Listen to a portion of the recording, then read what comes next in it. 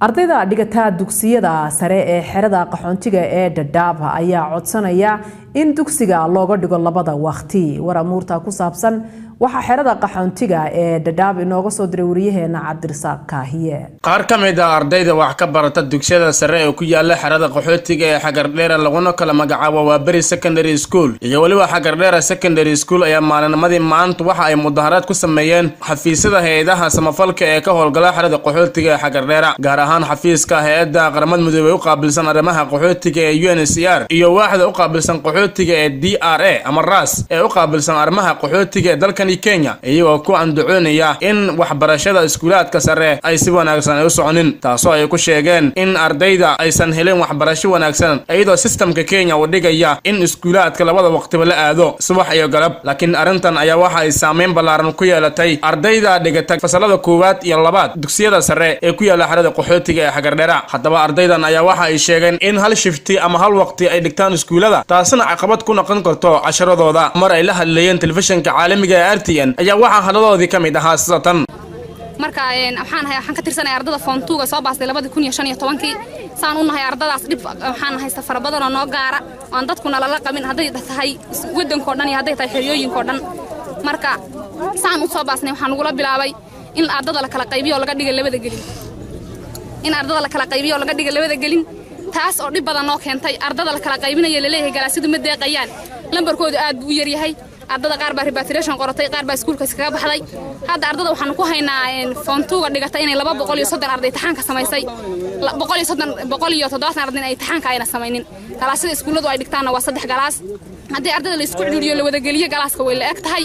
casharada hadda aan ay tahay waxaan iskuulka wanimaanaa 7 iyo barka imaadaan macallimiintu casharada waxay bilaabmaan 8 iyo 20 iskuulkan waxaan ku soo baxnaa 12 iyo 40 runteeda amal iskuulada formanka waxa laga dhigay laba gelin marka waa subaxley galabley marka subaxley galableedan waxa la bilaabay sanadka 2016 waxaan lagu bilaabay ilmaha hadda form 2 dhibaatada inoo kastay waxa waaye ardayga Kenya system hadii la dhaho 844 iskuulada waxa waaye laba iskuul waa boarding school iyo day school haddana day school ka hadlo waxa la dhigtaa subaxi from 6 to 6 hadii boarding school la dhahana waxa la dhigtaa habeen maalinba annaga haddaan system ku jirno oo 844 aan dhiganayno day school kuma jirno boarding school kuma jirno dhexdhexaad baan waxaan oo wax la dhaho two shifts oo subaxley galableedna waxay noo keentay dhibaatooyin fara badan oo aanan Kenyan kale la qabin haddaan Kenyan kale ka soo tago qaxoontiyada Dadaab iyo Kakuma ee UN ay maamusho waa xerada kaliya ee two shifts ka shaqeeyaan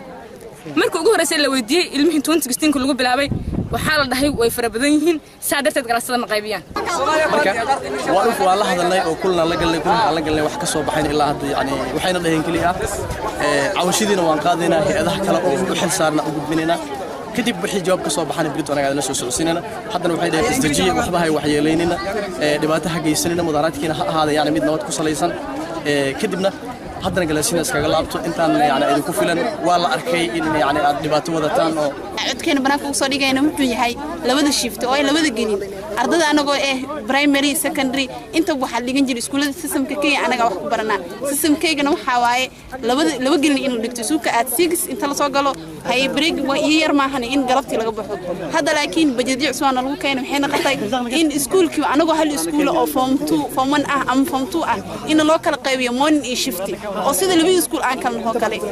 maxaa la isbi waxay ku andacoonayaan hay'adaha in isbeesanaan jirto anaga ahaan tira ahaan waa yarna waxa 200 xataa ma dhimin 3 galaas aan nahay 3 galaas anagoo ha galaasyadu waa cidlo 2 years kan 4 years kan lagu talagalay season ahaan inaad dhigno iskuulka ku dhigno hadii la dhaho hal shift dhigta waxay iskugu aruuraysaa 2 sano secondary inaad dhigno casharadu waa complicated way badan yihiin sida primary oo kama everything waa xifdis sad books oo nagu soo darsamay form 3 hadii la aado form 3 la tago waa gu baranaya practical ay maanay 6 waxa imaanay so 5 hour 61 lesson baa wiiga aan la roo inaan ka waxaysan Cabdirasaaq Kaahiye Miftaax telefishinka caalamiga RTN xariyaha qaxootiga Dadaab